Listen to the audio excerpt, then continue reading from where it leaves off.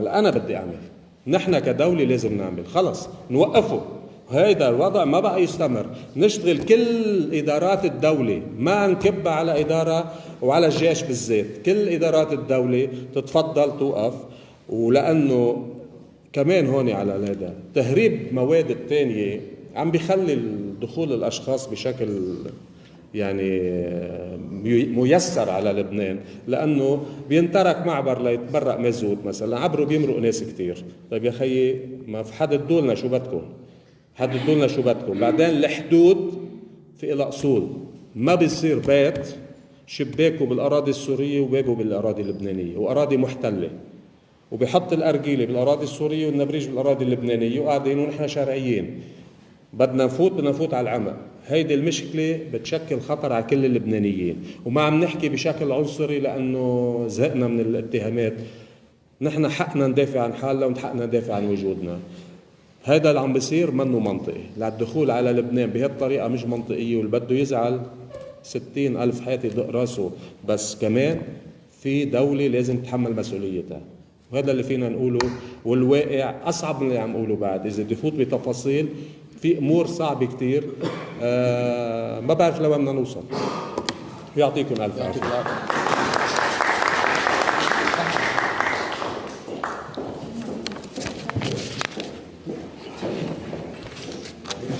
شيل بيان. شيل بيان.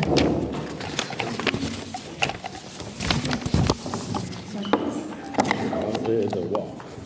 هبط. شنقح. استبشر. شوفي. ربيع. شوف شايفي. بيت شامون.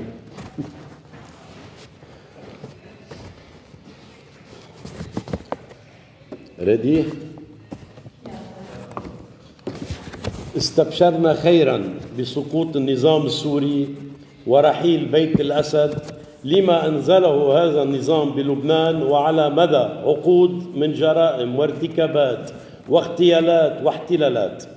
كذلك لما عناه الشعب السوري من ظلامية نظام البعث، وبنتيجة اللجوء السوري الكثيف باتجاه الأراضي اللبنانية بعد اندلاع الثورة السورية.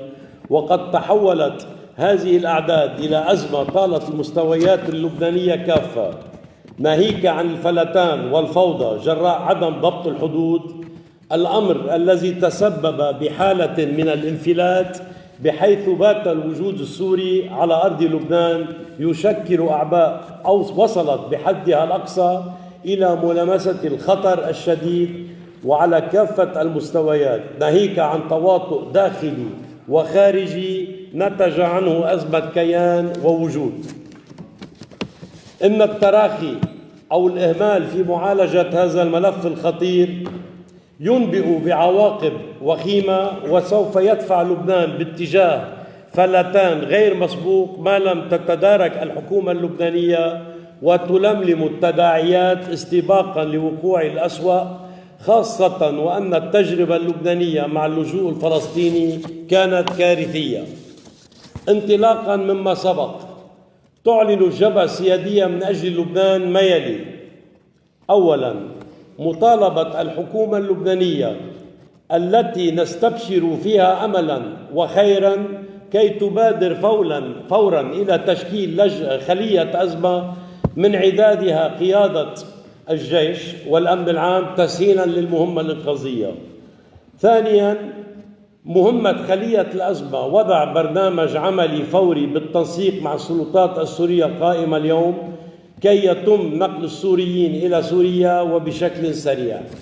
ثالثا، أي خلل أو إبطاء أو عرقلة إنفاذا لمهمة منع الوجود السوري غير الشرعي على الأراضي اللبنانية لابد وأن يتبعه خطة ب قوامها عملية ترانسفير باتجاه الحدود اللبنانية السورية، بحيث تصبح الأمم المتحدة والحكومة السورية أمام أمر واقع لإيجاد السبل والوسائل اللازمة لتسلم السوريين، حيث أن هذه الشرائح تنتمي إلى الجمهورية السورية ولا يعقل بأي شكل من الأشكال السماح باستمرار تواجدها في لبنان.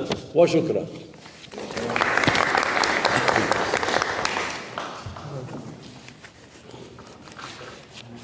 رئيس فينا نسألك كم سؤال لنستفيد من حضورك هون؟ حاضر. قديش مهمة البلد